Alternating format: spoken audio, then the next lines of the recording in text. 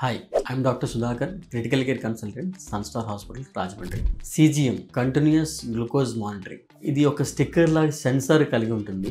దాన్ని ఆర్మ్ దగ్గర ఎక్కడైనా ఫిక్స్ చేసుకోవచ్చు. దీనివల్ల మెయిన్ యూజ్ ఏంటంటే షుగర్స్ జనరల్గా ఒక్కొక్క ఫుడ్ తిన్నప్పుడు షుగర్ లెవెల్స్ ఒక్కొక్కలా రైజ్ అవుతుంది. ఆ ట్రెండ్ తెలుసుకోవాలంటే కనుక ఈ continuous glucose monitoring CGM machines వాడడం అనేది చాలా బెటర్ వేలో అర్థమవుతుంది మనకి. ఎందుకంటే ఇప్పుడు చాలా మంది షుగర్ పేషెంట్స్ అందరూ కూడా రైస్ మానేసాం, ఈ బ్రౌన్ రైస్ తింటున్నాం అని చెప్తారు.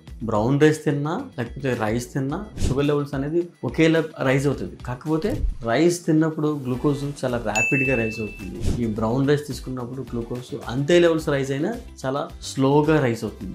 సో ఇలాంటివి మనకు అర్థం కావడం గురించి ఈ CGM మిషన్స్ అనేది చాలా హెల్ప్ఫుల్ అవుతుంది. అంటే ఒక ఎక్సర్సైజ్ చేస్తే షుగర్ లెవెల్స్ డౌన్ అవుతుంది, ఎంత తక్కువ ఉంది, కంటిన్యూస్గా గ్లూకోజ్ అనేది మానిటర్ చేయొచ్చు. ఒక 15 మినిట్స్కి ఒకసారి షుగర్ లెవెల్స్ ఎలా ఉన్నదని మానిటర్ చేసుకోవచ్చు. వితౌట్ ప్రిక్ చేయకుండా ఆర్మ్ దగ్గర స్టిక్ చేసుకుంటే సరిపోతుంది. స్నానం చేసినప్పుడు కూడా అదేమీ డిస్టర్బ్ అవ్వదు. ఒక స్టిక్కర్ అంటించుకుంటే ఆల్మోస్ట్ 14 to 15 డేస్ వరకు వస్తుంది.